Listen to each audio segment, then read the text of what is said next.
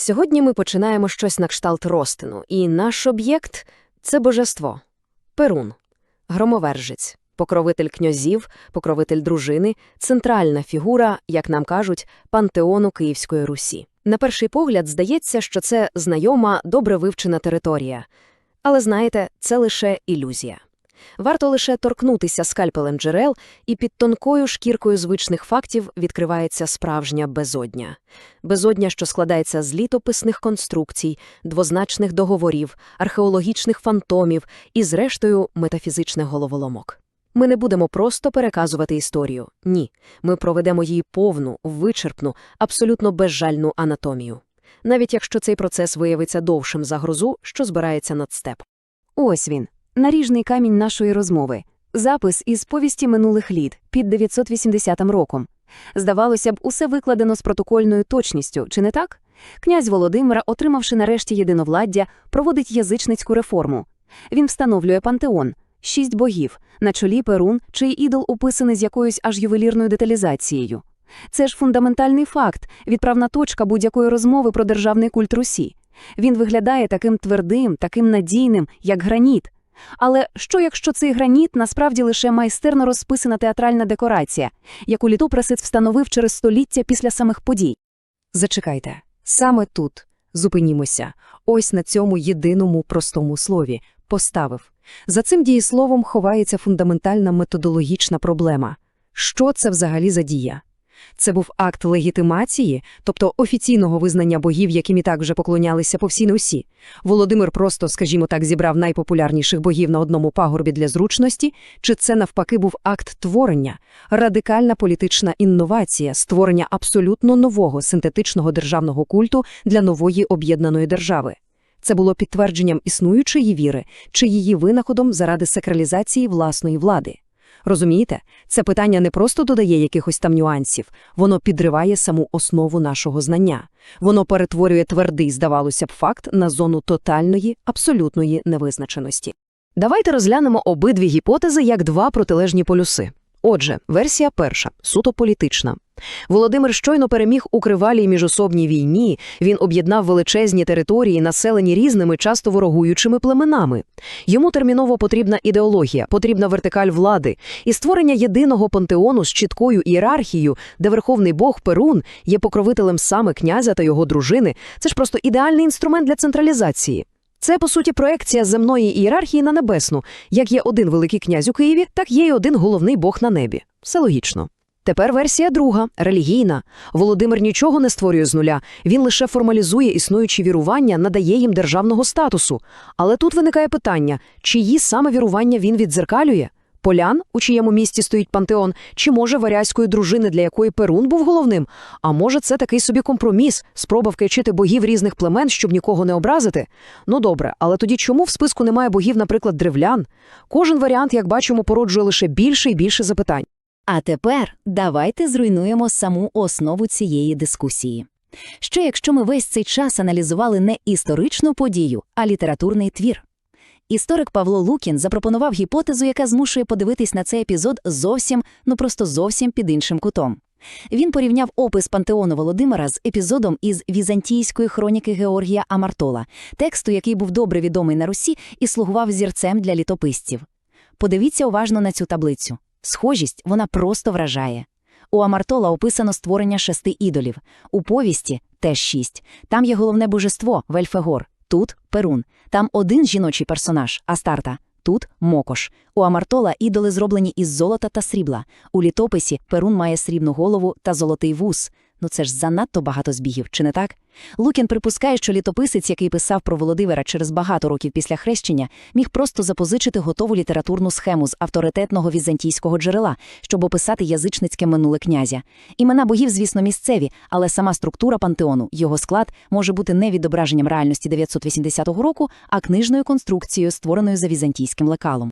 І це відкриває абсолютно новий шар методологічної напруги. Якщо сам факт встановлення пантеону – це, можливо, літературний троп, то що ми взагалі можемо сказати про його центральну фігуру? Хто такий Перун до того, як його, ймовірно, просто вписали в цю літописну схему?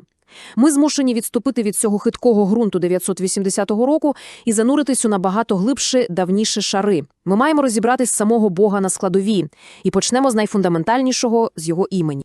І ось тут ми торкаємося справді древніх тисячолітніх пластів. Ім'я Перун – це ж не слов'янський винахід. Це частина величезної мовної родини, що охоплює тисячі років і тисячі кілометрів. Лінгвісти реконструюють праіндоєвропейський корінь «перкв» або «пер», що означає «бити», «вдаряти». Від цього кореня походить реконструйоване ім'я божества – «перквоунос», буквально «той, хто б'є» або «вдаряючий». Це ім'я є самою суттю грози – це удар грому. Більше того, інший варіант цього ж кореня, перкус, означав дуб, дерево, яке найчастіше вражає блискавка і яке стало священним для громовержців по всій індоєвропейській ойкумені. Отже, саме ім'я – це вже цілий міфологічний комплекс – удар, грім, дуб. Зачекайте, ми не можемо просто так кидатися цим терміном. Праіндоєвропейська мова – що це таке? Потрібно чітко розуміти, це не мова, якої існують письмові джерела. Не існує жодної глиняної таблички чи пергаменту з текстом цією мовою. Це наукова реконструкція, гіпотетична прамова, що, як вважається, існувала приблизно 6 тисяч років тому десь у причорноморських степах. Вчені, порівнюючи системні відповідності у звучанні, граматиці, лексиці в сотнях мов від ірландської до санскриту, відновлюють слова цієї прамови. Це схоже на роботу детектива, який за рисами обличчя численних нащадків відновлює фоторобот давно зниклого предка. Тому, коли ми говоримо про корінь «перквунус», ми говоримо не про знайдений напис, а про науково обґрунтовану гіпотезу, яка пояснює, чому у різних, далеких одна від одної мовах існують схожі слова для позначення грому, дуба та бога-громовержця. Це інтелектуальний конструкт, але надзвичайно потужний. І цей метод підводить нас до наступного інструменту в нашому арсеналі – компаративна, тобто порівняльна міфологія. Це дисципліна, яка робить з міфами те саме, що порівняльна лінгвістика робить з мовами. Вона бере сюжети, образи богів, ритуали з різних, на перший погляд абсолютно непов'язаних культур і шукає в них спільні структури, спільні архетипи. Якщо різні індоєвропейські народи мають бога грози, чиє ім'я походить від спільного кореня, і якщо цей бог пов'язаний з дубом, їздить на колісниці та бореться зі змієм, то ми можемо з високою ймовірністю припустити, що цей міфологічний комплекс існував ще до розпаду індоєвропейської спільноти тисячі років тому. Ми шукаємо не прямі запозичення, а спільну спадщину, такий собі генетичний код міфу. І ось що дає цей метод. Ця таблиця ілюструє це просто блискуче. Перун – він не ізольована фігура. Він є частиною великого пантеону громовержців. У Балтію ми маємо Перкунаса, литовського бога грому, чиє ім'я є прямим лінгвістичним відповідником нашому Перуну. У ведичній Індії ми знаходимо Парджанью, бога грозової хмари, чиє ім'я також походить від спорідненого кореня. У скандинавській міфології є богиня Фьоргун, мати громовержця Тора. Її ім'я теж походить від Перкунос. А сам Тор, хоч і має інше ім'я, що означає просто грім, виконує ту ж саму функцію, він їздить на колісниці, його зброя молот-блискавка і його головний ворог – світовий змій Йормунганд. Це все варіації на одну прадавню тему. Перун – це слов'янська гілка на величезному індоєвропейському міфологічному дереві. Його родовід сягає часів набагато давніших за Київську Русь. Це все чудово. Справді, ми встановили глибоке, респектабельне коріння. Але це все ще реконструкції, теорії. Це ніби знати біографію далекого предка, але не мати жодного документу про саму людину, яка стоїть перед нами. Повернімося на Русь X століття. Забудьмо на мить про індоєвропейців. Де конкретні письмові докази культу Перуна до цього сумнівного 980 року? Де він згадується не як частина гіпотетичного пантеону, а як активна діюча сила в суспільному житті? Нам потрібні документи. Нам потрібні докази, так би мовити, з крові та заліза. І такі документи існують. Це русько-візантійські договори, тексти яких збереглися в повісті минулих літ. І це не просто літописні перекази, а найімовірніше копії реальних юридичних документів. І це найдавніші письмові свідчення про релігійні уявлення русів. Погляньмо на хронологію. Договір Олега 907 року руси клянуться Перуном і Волосом. Договір Ігоря 944 року руси-язичники клянуться лише Перуном. Договір Святослава 971 року знову клятва Перуном. Це надзвичайно важливі дані. Вони показують, що Перун був не просто якимось там богом грози, а божеством, чиїм іменем скріплювалися найважливіші міжнародні угоди. Його ім'я виступало гарантом дотримання закону на державному рівні. Це бог права. Зупинимося тут. Давайте проведемо аналіз цього речення. Перша фаза – суто технічний опис. Отже, що ми бачимо? Літописець повідомляє, що руси для утвердження миру клялися 3 речами – своєю зброєю, богом Перуном та богом Волосом, який уточнюється як бог скота. Це опис юридичної процедури, що забезпечувала виконання договору. Крапка. А тепер друга фаза – філософський конфлікт. Зачекайте, кожне слово тут – це мінне поле для інтерпретацій. Клялися ті своєю зброєю. Чому зброя стоїть на першому місці? Ще до богів. Чи означає це, що клятву давала виключно військова еліта, дружина, для якої честь воїна і його зброя були вищим авторитетом? І Перуном, їх богом. Ключове слово «їх». Чиїм саме? Це бог усієї Русі чи лише бог цієї конкретної групи, князя та його дружини? І Волосом, богом скота. А чому Волосу потрібне це уточнення? Перуну ж не пишуть «бог грому». Чи не є це ознакою якогось нижчого статусу або специфічної функції? І головне питання – чому їх двоє? А якщо їх двоє, то чому у договорі 944 року, укладеному за Ігоря, Волос раптом зникає, і руси-язичники клянуться лише Перуном? Це випадковість, редакторська помилка літописця, чи це відображення якоїсь глибокої фундаментальної зміни в релігійній та соціальній структурі Русі за якихось 40 років? Це одна з найбільших загадок нашої ранньої історії. І ця загадка, звісно ж, породила масштабну наукову дискусію, яка триває й досі. В'ячеслав Іванов та Володимир Топоров, спираючись на індоєвропейські паралелі, запропонували теорію фундаментального дуалістичного міфу. За їхньою версією, Перун і Волос – це не просто 2 боги, а 2 антагоністи, що вцілюють космічну опозицію. Перун – це бог верхнього світу, грому, неба, війни, князя та його дружини. Він асоціюється з пагорбом, з дубом. Волос, натомість, бог нижнього світу, землі, води, худоби, багатства, торгівлі, а також потойбіччя. Він, так би мовити, бог усієї Русі, тобто простого народу, торговців, скотарів. Зникнення Волоса з договору Ігоря вони пояснюють просто. У 944 році клялася лише князівська дружина, тому й згадали лише їхнього бога – Перуна. Здається, все логічно і дуже струнко. Але тут втручаються критики, зокрема Лев Клейн та Рита Рабінович, і вони вказують на слабкі місця. По-перше, в тексті договору Ігоря чорним по білому написано, що посли прибули не лише від князя та бояр, а й від усього народу Русі. Якщо там був представлений весь народ, то де ж народний бог Волос?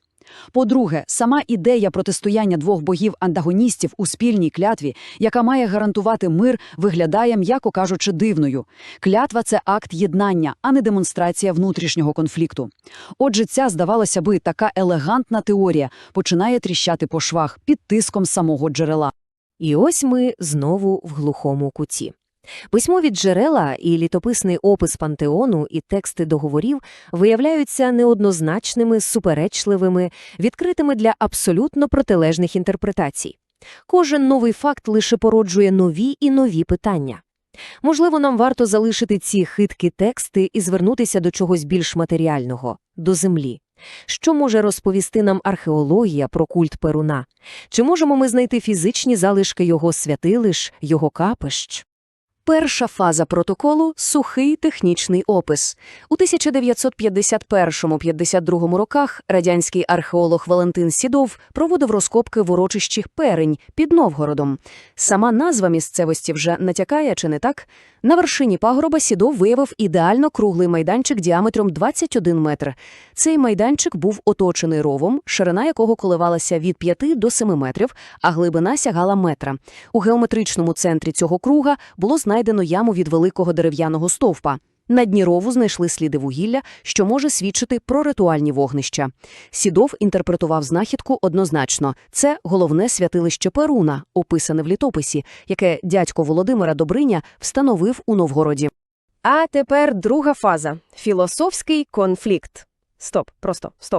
Коло і яма – це може бути фундамент для великої юрти, це може бути загін для худоби, це може бути залишок кургану Сопки, яких дуже багато в цьому регіоні. Де докази, що це саме святилище?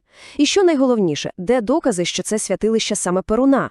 Чи знайшли там хоча б мініатюрні сокирки-амулети? Чи знайшли там кістки биків, яких, за свідченнями Прокопія Кисарівського, слов'яни приносили в жертву богу-громовержцю? Ні, жодних специфічних артефактів, які б прямо вказували на Перуна, знайдено не було.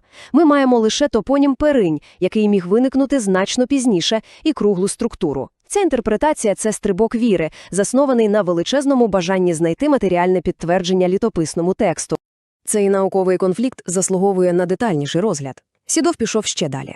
Він стверджував, що нерівності з зовнішнього краю рову утворюють симетричну восьмипелюсткову квітку, нібито солярний символ, і що навколо було ще кілька подібних ровів, що створювало складний сакральний комплекс. Це, за його версією, було головне капище державного культу, збудоване за єдиним планом.